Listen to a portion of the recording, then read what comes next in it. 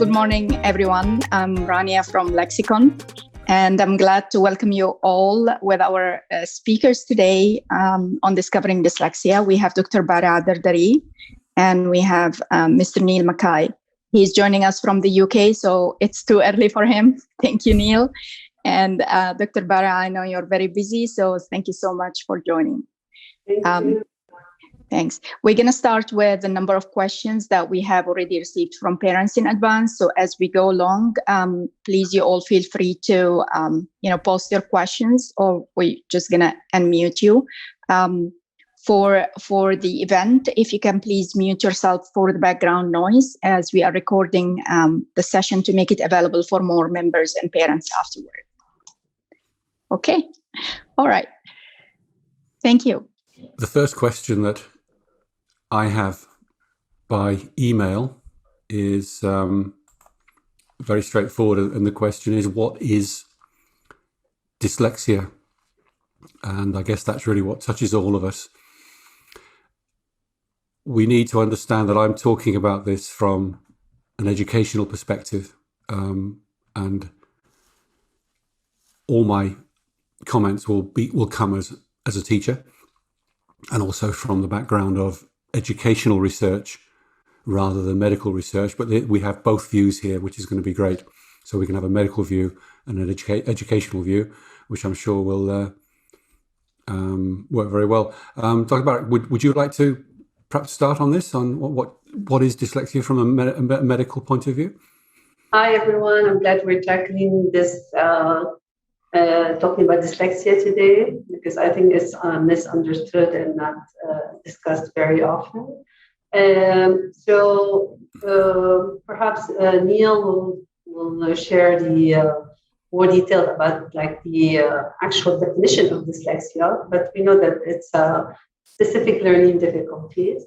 From a medical point of view, it could be related to hereditary factors or other factors affecting the brain development. So that's where we can differentiate between what we call the primary dyslexia, which is usually research focused on hereditary factors. And indeed, there was specific genes identified for this kind of dyslexia, which possibly can contribute to the signs and symptoms of dyslexia. There's still ongoing research to investigate more what we call the secondary dyslexia, where the child does not have this genetic predisposition, but can have environmental factors, that can affect his brain development and eventually cause him to have this specific learning difficulty. So any insult or stress prenatally before the child is born, around birth, and the first few years of life where the brain development is very, fast, can result in learning difficulties in general, as well as the dyslexia. So just an example would be, let's say, if the child is premature, if the child had hypoxic injury during the delivery, like the lack of oxygen, the baby, if the child had severe jaundice that required him to have, prolonged phototherapy. Most of our kids have, mild jaundice, which usually does not affect the brain development. To mention a few, I think I can go on and on, but I just want to leave time for Neil to define dyslexia from his point of view as an educator. Okay, thank you. From a educational perspective, there are many, many definitions of dyslexia. Some are helpful, some not very helpful, and some actually harmful to the child because they really don't help at all.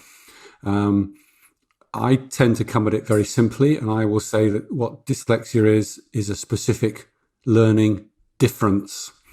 SPLD is the code we use, and it tends to mean specific learning difficulty.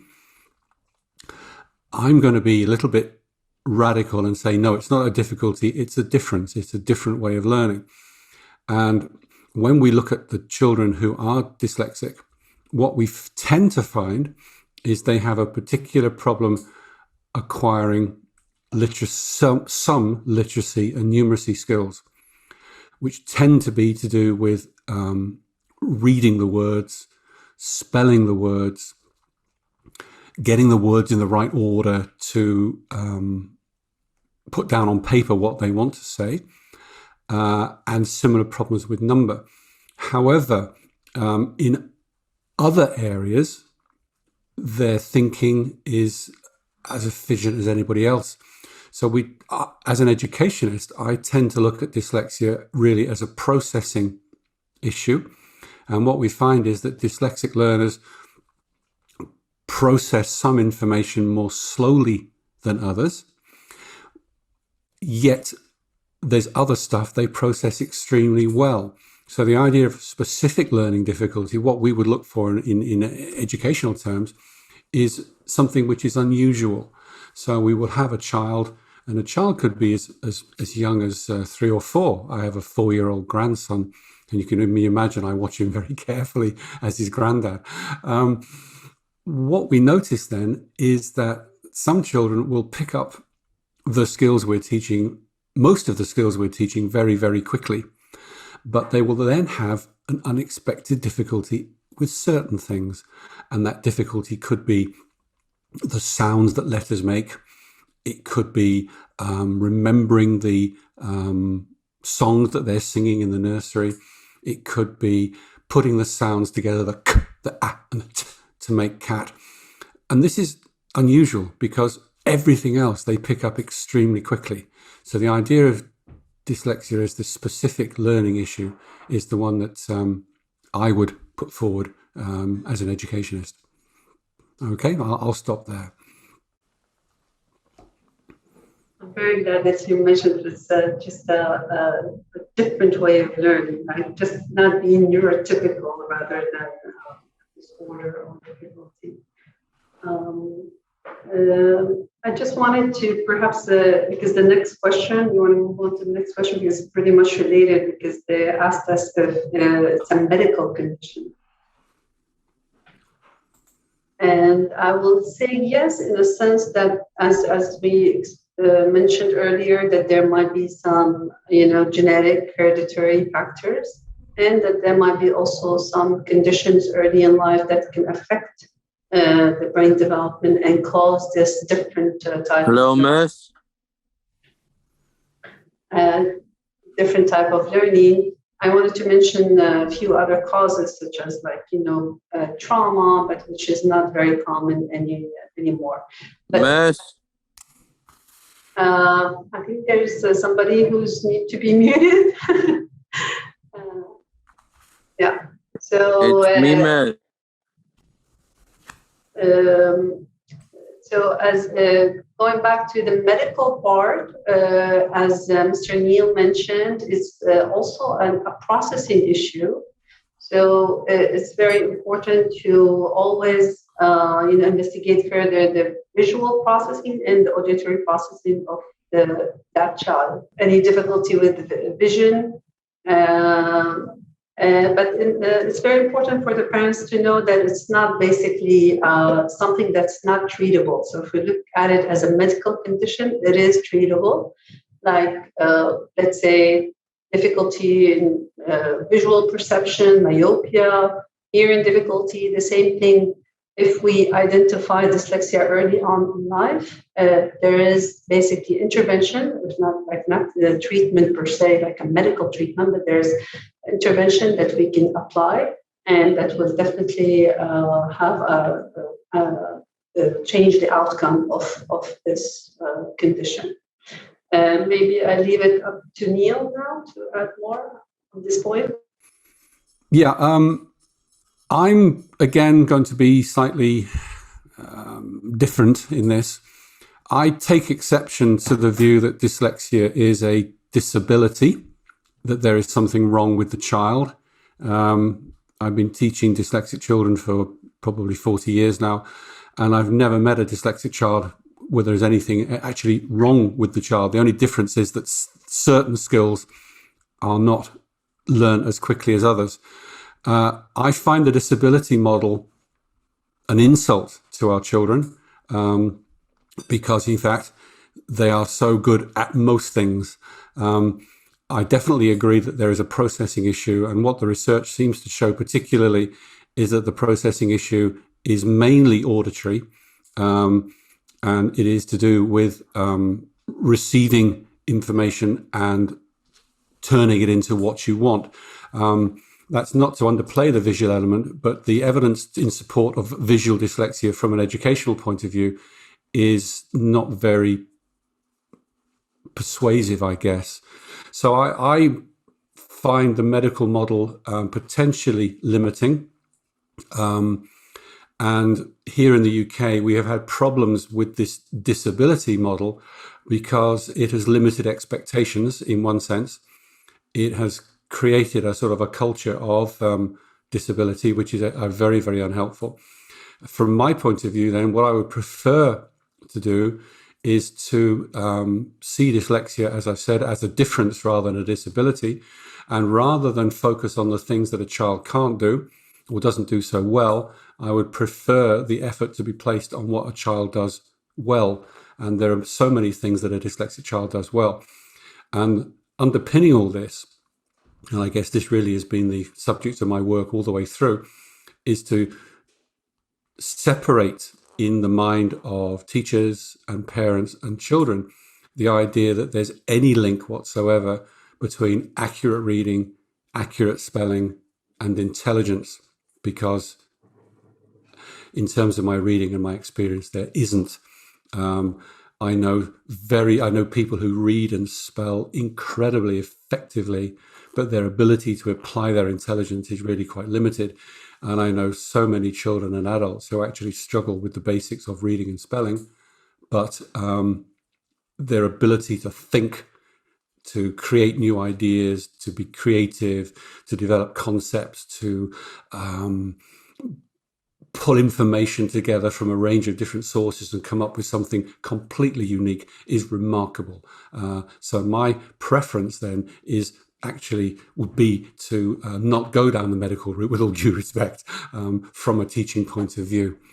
Okay, I'll leave it there. Thank you so much for emphasizing the normal IQ part, because yes, there's a misconception with dyslexia and other learning difficulties that it's an issue with IQ or intelligence rather than basically, a different model of learning.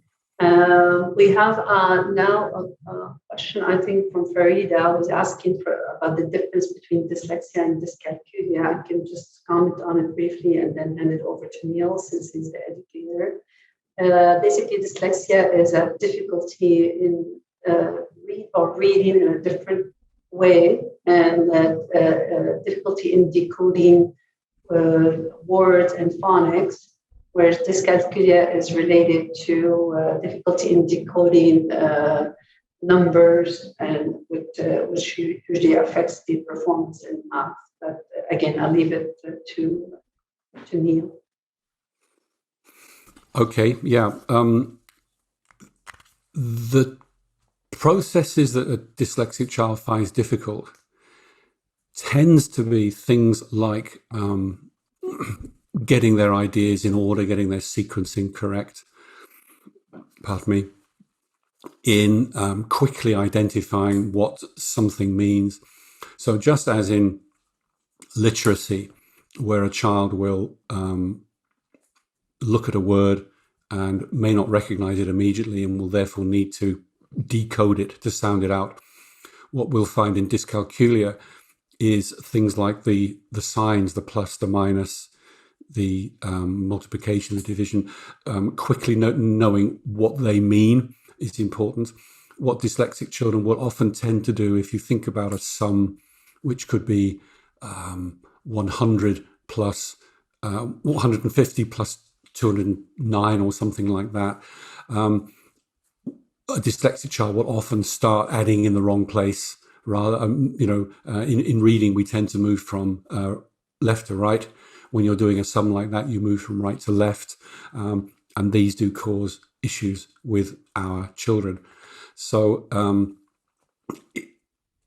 my advice in terms of dyscalculia would be to look up the work of Professor Steve Chin, Chinn. Anything written by Professor Chin on dyslexia, on dyscalculia, is worth reading. He's a world expert, and his books are very, very accessible. He's also created a dyscalculia screen that we can use as parents. So that's where I would go with that. All right. I think should we move to the next question? I think the next question is, how do people get dyslexia, and is dyslexia a birth condition, and what causes dyslexia? I think we answered that initially. There was one question about what are the symptoms of dyslexia. I'm just gonna basically answer it from a medical point of view, and then move to Neil. So basically, from a medical point of view, we usually always ask about the language development, because some of our students may have delayed in early language development and eventually get diagnosed with dyslexia. There's also association between, other family members having language disorder and another family member having dyslexia. So we also have to ask about their family history as well. Other signs is what Neil mentioned, and maybe you can elaborate on that, is like the problem recognizing the difference in similar sounds and words, difficulty in learning new vocabulary or copying. Basically, sometimes there's a difficulty in remembering the content if it's auditory content. And some kids have issues with spatial relationships. So, like, let's say these kids are usually are diagnosed under the umbrella of dyspraxia, where they have difficulty in motor planning, and that can affect their participation in, complex movement in the organized sports. They might look a little uncoordinated on the playground. Some of our also kids with dyslexia can have delay in hand dominance or recognizing left from right. Usually, hand dominance developed by 2 years of age. Some of our kids may have delay in that. I think I'll leave it here. Neil, you want to comment? Okay, yeah, thank you. The genetic element is clear. We tend to say, if your mum and dad are dyslexic, you probably will be too. It does run in families, in threads through families. It tends to involve more boys than girls. Although, again, from an educational perspective, the rule is thought to be 4 boys to every 1 girl. I don't think that's correct. I can't substantiate that from research, but in the classroom, I can say that if you are a dyslexic girl and you are quiet and you are well behaved, you have neat handwriting, and you sit with a supportive group of friends, you're actually very, very difficult to spot. And that tends to be the case. We find a lot of dyslexic girls during the first term of university.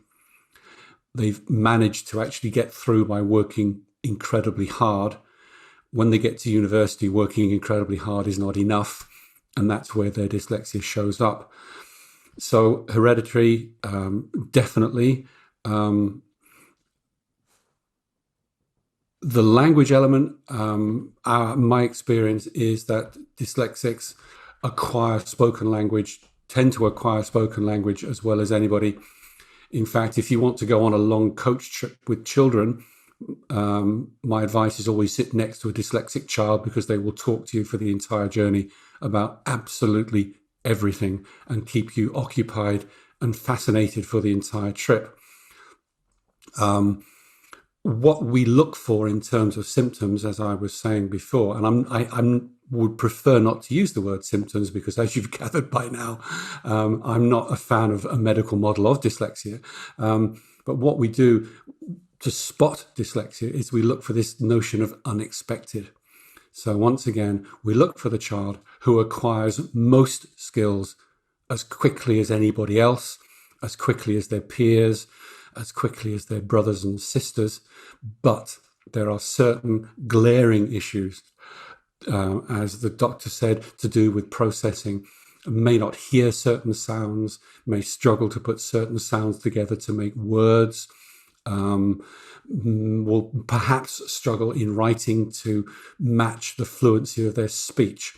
So a disparity between fluent speaking and actually what comes out in the writing is very much a dyslexic thing. And in my work with teachers internationally, really, I use a definition of dyslexia which comes from Scotland. And what they say is we're looking for differences between oral ability and text-based ability. So in fact, we are actually looking at a difference between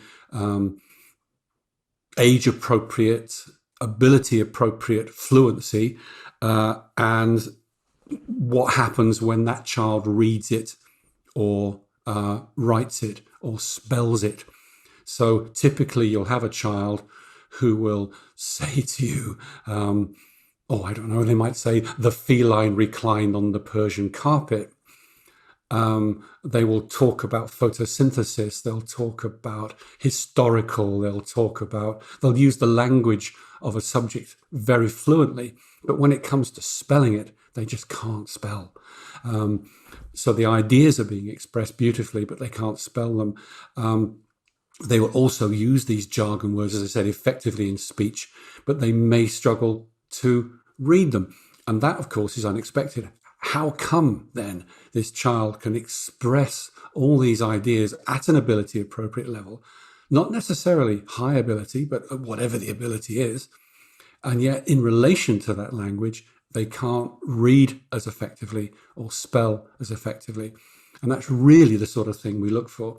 If we go to early years practitioners tell me they notice very early on then the child who has got all the ideas, great with Lego and Duplo, great with Play-Doh, imaginative, articulate, but struggles to remember the routines where the clothes go, whether you hang your coat. They struggle to remember the rhymes of the songs that they would sing. They struggle to remember the clapping games and so on. And this is a stark contrast to everything else, which they do as well as everybody else. And those are the things that set the alarm bells ringing. And then as the child gets older and we start to expect the child to pick up the letter sounds and turn the sounds into words and the words into sentences, again, there is this marked difference between what comes out of the mouth and what actually goes down on paper. And that is the difference that is dyslexia. So the dyslexic child will be as creative, as imaginative, as technically effective as anybody else at the same level of ability. The only thing they struggle to do is to read the words and spell the words. And of course, IT now is actually removing dyslexia as a barrier, because you can plan what you want to say, you can talk it into your computer and it writes it for you, you can put your page on a screen and it will read it for you. So interestingly, a good friend of mine, a professor who works in Tasmania, has got a PhD student who is dyslexic, who is completely illiterate. And this dyslexic student is going to get a PhD because he is a genius. The only thing he can't do is read and spell.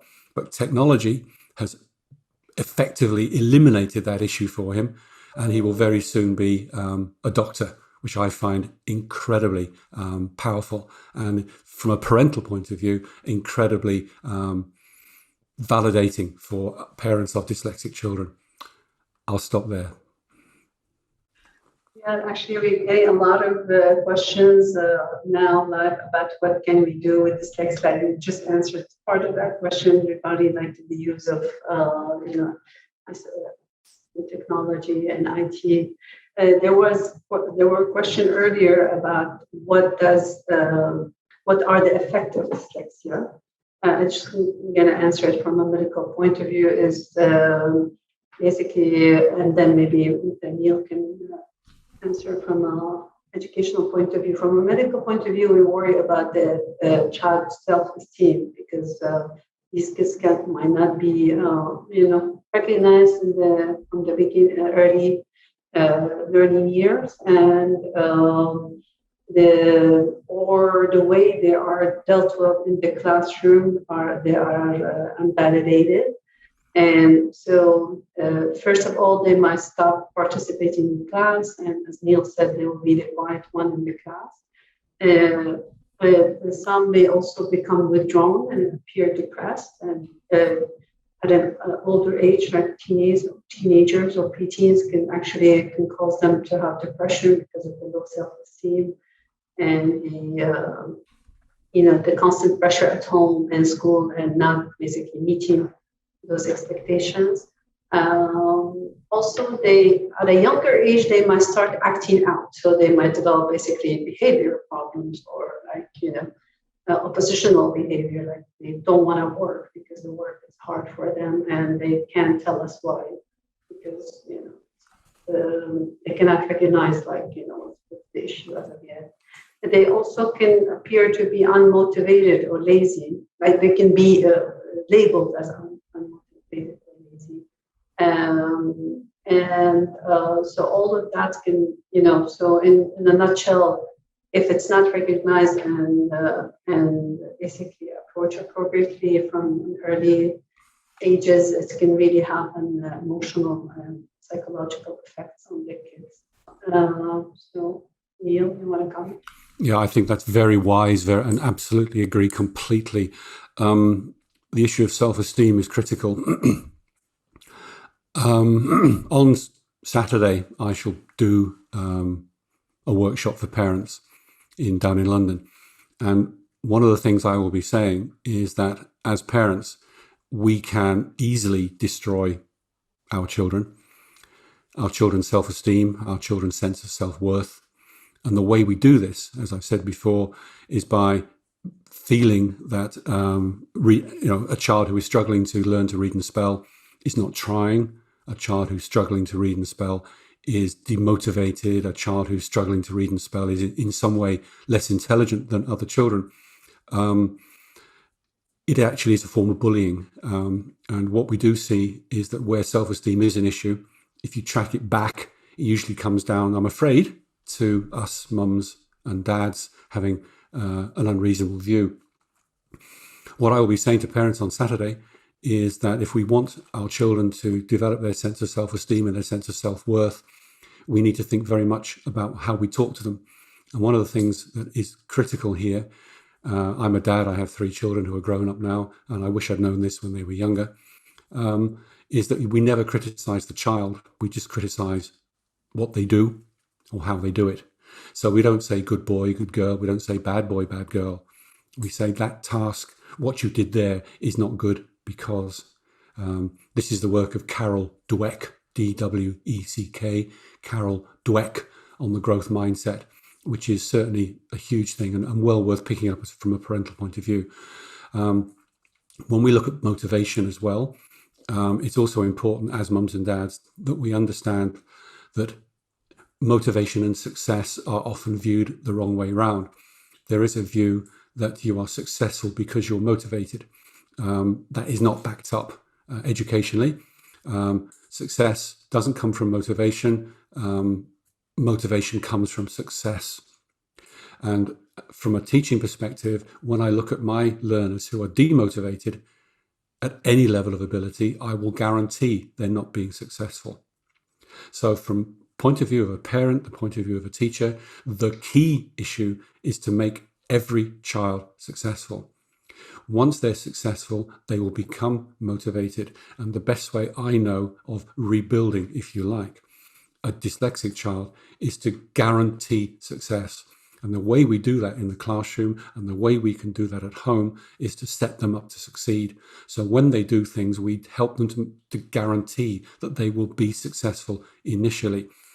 It's easy to fail when you've been successful because you can look at your failure in the context of previous successes.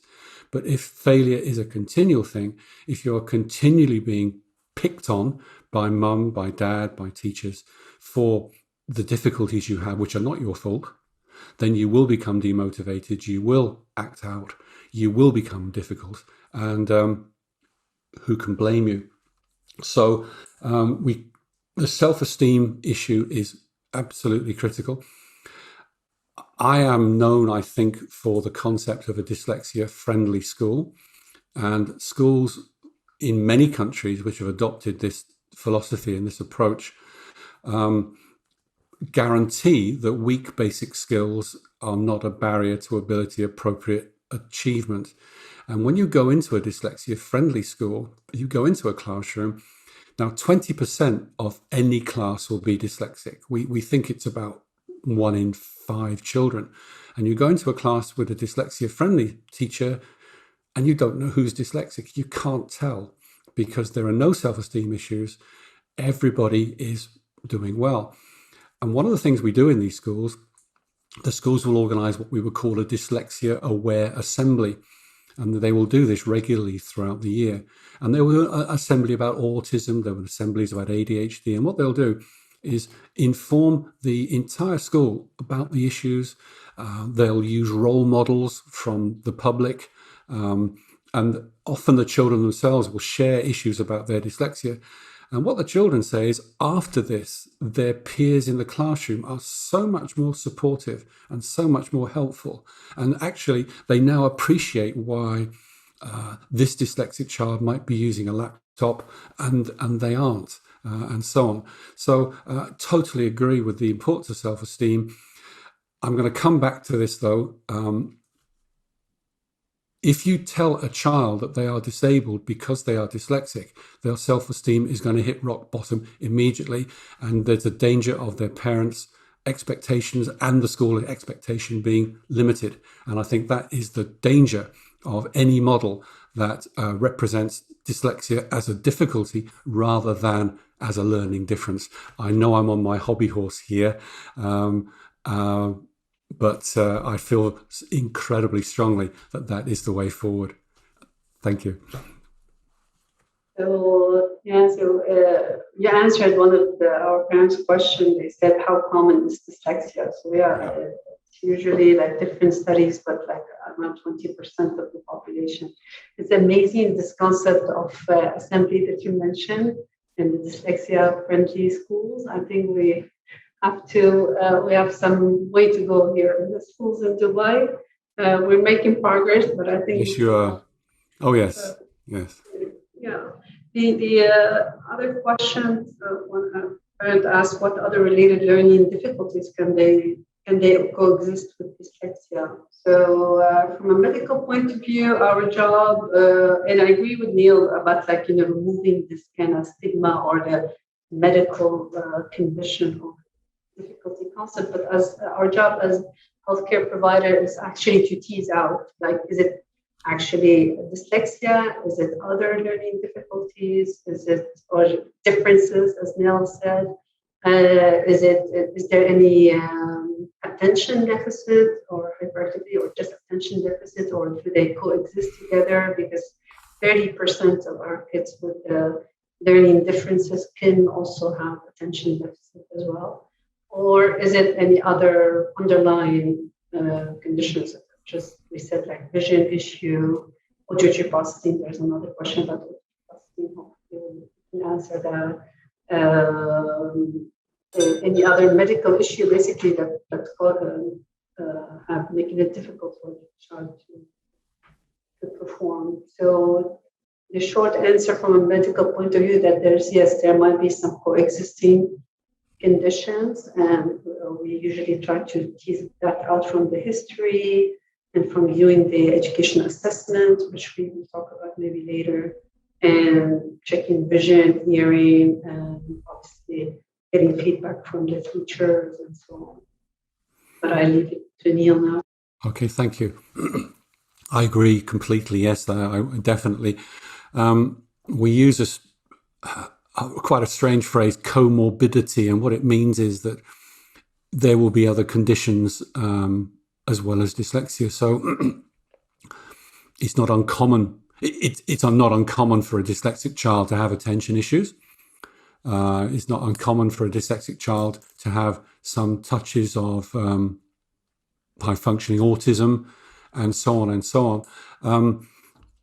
The processing issues can throw up all sorts of things. If you struggle to read, and if your teacher or your mum and dad are not sympathetic, why would you pay attention? What is the point? So I think you can acquire attentional difficulties because nobody is actually helping you with the core problem. If we look at autism, and we say that one of the aspects of autism is a desire to control your environment, to have things done exactly the way you want to do it, you will find dyslexic children trying to control their environment in a way which actually presents as autistic. And what they're really trying to do is to minimize the things they can't do and maximize the things they can do.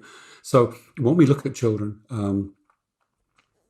in a classroom setting, and from a parental point of view, it's probably valid to just deal with what you see in front of you.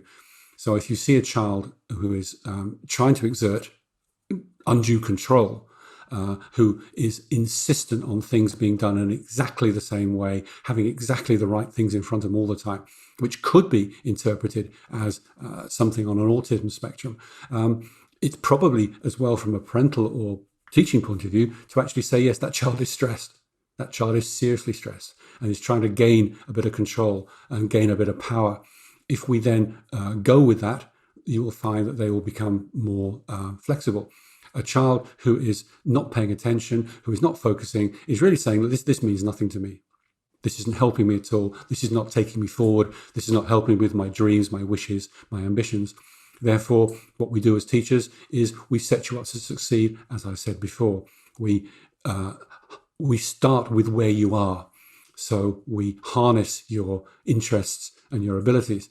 And on that, there's a fascinating piece of research done in America a few years ago, which is called the baseball study.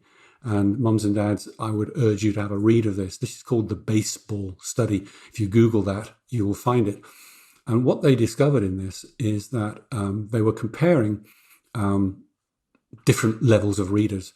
So they had good readers, they had not so good readers, they had poor readers, and so on.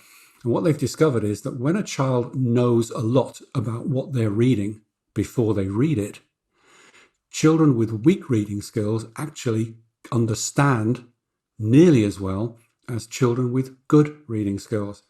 So I'll say that again, children with weak reading skills who know a lot about what they're going to read, either because we've told them about it first or it's something they're interested in. Children who don't read very well but know a lot about the subject they're reading understand nearly as well as good readers. So from a parental point of view, a teaching point of view, it's amazing. You can almost work around reading problems by making sure that the child understands what they're reading before they read it. Something as simple as that actually moves the reading issue down the line. My experience, again, as a teacher, suggests that most dyslexic children grow into dyslexic adults who do not read very efficiently. However, their ability to apply what they read, maybe as lawyers, as members of the police, members of the fire service, as teachers, and so on, is as good as anybody else of the same level of ability. So the little things we can do as mums and dads, like making sure that they have the full context of what they read before they read it, works hugely well. And of course, if you're interested, you pay attention. So the attentional differences will go. If you're interested and successful, you feel less need to control your environment. So the autistic elements can be modified as well. So this is the teaching approach, which is less to do with the underlying issue and more about dealing with the issues as they present, and also works from a parental point of view. Thanks. There's a question that we answer later, but since you mentioned that they eventually will continue to be dyslexic, adult will maybe bring us to the next question. Parents are asking, is there a cure? Again, looking at it from a medical model, and if there's any, can dyslexia be medically cured? And again, I always try to explain to the parents that it's a marathon. We have to have a plan, long-term plan, short-term plan, and it's basically a team effort. But the short answer is no, there's no medical cure in the sense of like medication or, procedure that we can do that will help the child. But we have to look at it as any kind of like long-term situation. And basically, and if there's any coexisting factors, as we said, such as auditory processing, which we're going to speak about, vision, attention deficit, dyspraxia, then all of that would have different modalities of treatment. So basically for auditory processing, first of all, we liaise with an audiologist who have experience in diagnosing auditory processing, as well as we also diagnose it through the educational assessment. And after that, there will be certain recommendation from the audiologist. And we also recommend speech therapy to work on the receptive language to help with the auditory processing part. Let's say if there's an attention deficit factor, you recommend what we call the brain gym, which are exercises and activities that are done to help the child with the processing speed of processing the information, multitasking with focus. We also look into neurofeedback, which had, several studies showed the effect, short-term effect, positive effect for kids with dyslexia and ADD. And finally, if a child has attention deficit and really the attention is, hampering him from progressing despite full effort in the classroom, then we might consider medication for the attention deficit. Maybe Neil can answer that. Okay, lovely, yeah.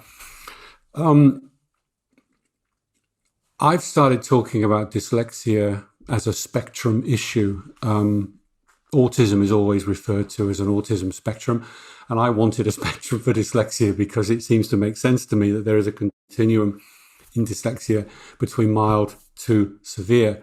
And most children who are well taught in a classroom, given appropriate support and so on, will do very, very well. The issue about curing, yes, I agree, you don't cure it, but I would say, why would you wish to? Because when you look at adults who have been successful, dyslexic adults who have been successful, most are successful actually because they are dyslexic. I'll say that again. Most dyslexic adults who are successful because they are dyslexic. So they struggled before they changed the world.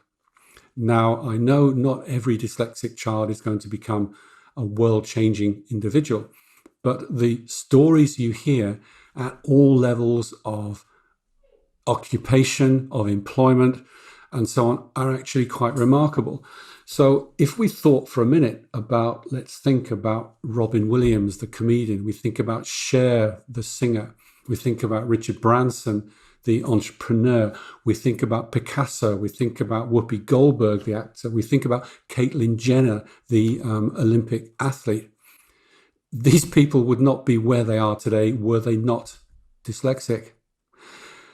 they shouldn't have had to struggle as hard as they did to get where they are. But if we cured them, they would not be where they are now. You would take away from them that unique thing that makes them who they are. And if we take this to another level, I was doing some work in a college with lecturers working with young men and young women who've left school. And one of the college lecturers is a man who builds walls out of rocks. We would call it dry stone walling. And these are rocks that are basically placed one on top of the other to form a wall in fields all over the place. And it's a real skill. Initially it's a physical skill, but actually the ability to see the right rock and put it in the right place so that it supports all the other rocks is a spatial skill. It's a visual skill. And this lecturer was saying that the best student he's ever had was dyslexic. Now, this young man struggled to read all the health and safety stuff. He struggled to do the reading and the writing, but his ability to look at a pile of rocks and pick up the rock that went in the right place and locked everything together was remarkable. He was the fastest dry stone waller they'd ever had. He was the quickest, the most efficient. And what is more, he's now running the business because he is so good at what he does and he can communicate it. What he can't do is the accounts. He can't read the emails, but you know what? He's paying somebody to do that, because it's much easier to get somebody who can do the reading and the spelling, who doesn't have his ability to do basically a trivial job like doing the reading and the writing and the accounts, while he puts all his ability into his business. So I come back to it. Why on earth would you want to cure him? I'll leave it there. Thank you. I think there's an important question. One of our parents now online asked about recommendation if we should encourage or exempt the child from learning a second or third language. I'm probably going to answer from a medical. Sorry, could you repeat that question, please? Parents asked if kids with dyslexia should be exempted from learning a second language, or they should. Gotcha. Okay. Yeah. Thank you. That's lovely. Yeah. Yeah. So from a medical point of view, our kids who have any language delay, we actually encourage second languages, because the recent studies showed that it actually helped create new pathways in the brain for language development. Of course, it has to be done in in a controlled setting, not confusing the child. But also as a pediatrician who takes care of kids, sometimes we have to give the child an exemption from a second language if we feel that the amount of work is becoming too much, and we use usually that time to focus on core subjects such as English, math. So, but from an educator point of view, what's your advice? Yeah, I would definitely agree with that. I live in a bilingual part of the UK. I live in Wales, where my children learnt Welsh as well as English. And in my school, which was one of the first school probably in the world to have this idea of dyslexia friendly, we taught German as a second language to most children, and French as a third language to those that could cope with it. And what we found was that our dyslexic children would pick up the oral German as well as anybody. So they were actually speaking German quite effectively. Where they struggled, as you would expect, was with the reading and the spelling.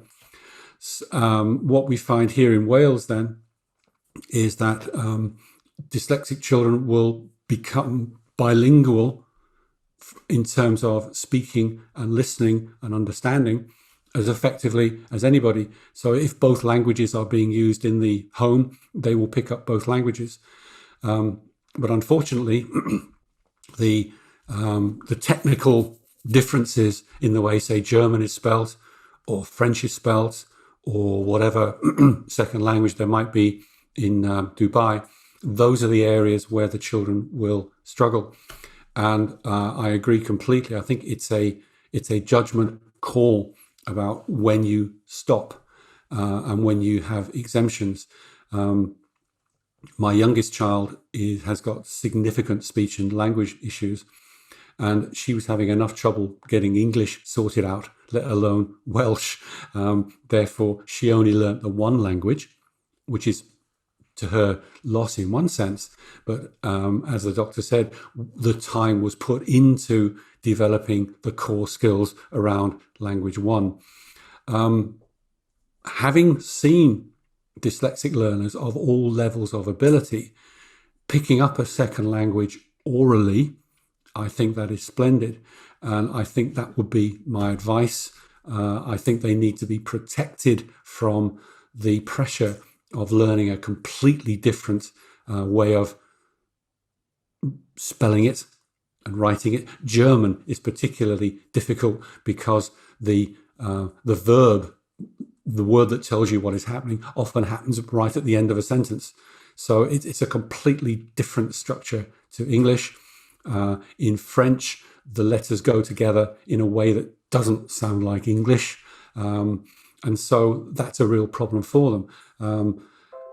I think there is a need for what we would call accommodations more than anything else. Our second language here in Dubai is Arabic, and it's a very difficult language, different vocabulary, different alphabet. We write, from right to left. And as a native Arabic speaker, it's a very difficult language. So I think Rania said we have 10 more minutes left. So I think we can look at a few more questions. There was about stem cell, which I'm going to answer quickly. The short answer is at this point, there's no robust study about the positive or negative effects of stem cell in dyslexia per se. There are large studies being done on patients with autism, kids with autism. The results are preliminary. There are a lot of stem cell therapy done without, well-controlled studies in other areas of the world. I'm familiar with the U.S. Studies, but to date, we still don't have, a clear kind of indication to use stem cells for dyslexia or autism as well. Other questions we had? If I can just interrupt and add something to that, I'm sorry to do that. A lot of educational research is looking at where in the brain do things happen. And a researcher in Australia is showing quite clearly that although we take information in visually through our eyes, we actually process it, if you like, with our ears. So although you might look at a word and you will read it, the actual processing that turns the cat into cat is happening in a part of the brain which is to do with hearing, to do with phonics. So the research is really showing that what is critical for our dyslexic children is to understand how the sounds that letters make, in English particularly, and how they are processed. From a teaching point of view, I would love us to stop looking at spending all this time researching if you like, the genetic element of dyslexia, and actually put that money into how we can teach you to learn more effectively. And that, for me, would seem to be a more positive use of resources. But of course, I'm biased because I'm a teacher, not a doctor. One question was important. I think one of our parents asked, when is the right age to break the news? Again, it's not a disease, so you don't have to look at it as breaking the news. She said that her son is 8 years old, and she tried to explain to him that he wasn't ready. From a physician point of view, I'll say the earlier the better, but put it in positive terms and very simple terms, because then basically that's what we do, basically explaining to them that their brain is working differently and they have to learn differently, and it's not a disorder. It's not so they would understand why they're getting the extra help, let's say, why there's classroom modifications compared to their peers. What do you think, Neil? Definitely, yeah. I think the sooner we start using the word, the better. And I think it's important to find role models that a child can identify with. A lot of dyslexic children don't like having accommodations because their peers resent them, and that can cause some problems. So from a teaching point of view, it's very, very important that dyslexia, if you like, is out there. And it's certainly, in my experience, I will say things like, what we're going to do next is going to be a bit tricky for those of you who are dyslexic, but those of you who are a little bit autistic, you're going to find it great, you're going to love it, but the next task you're going to hate, and our dyslexics are going to love it. And so using that word like that and bringing it out, bringing dyslexia out from the closet is absolutely essential. 8 is probably too old. We should start talking about dyslexia quite a bit younger, but we've got to do it positively. Otherwise, what you'll get, and I've had this happen to me, is a child says, Mr. MacKay, you cannot ask me to do that task because I am dyslexic. And they will manipulate the situation because of course they will, as they should. So yeah, let's use that D word, let's get it out there, but let's make sure it's understood. And I'm going to come back to it. It's better to view dyslexia in terms of everything you can do against the few things you can't do. And once we break the link in the minds of parents, teachers, and society that reading and spelling accurately is a sign of intelligence, once we get that out of the way and we view intelligence as thinking, creativity, and so on, then in fact dyslexia becomes much, much less of an issue. Rania, I don't know if we still have time for more questions. I think we're out of time. It seems that we might have to do dyslexia too. There are a lot of questions coming, but and Rania is missing in action. Yeah, I've only got your picture now. I can't see anybody else. The sorry. wrong. Yeah, we have a lot more questions. So maybe we plan next sessions. I'm gonna save all these questions and perhaps I'm gonna email it to you guys. If you can just, and then I will send the parents the reply. Thank you so much, Dr. Bariah and Neil, and thank you to all the attendees. We would love to have you again in future events. Thank you. We'll post our events on our parents' Facebook.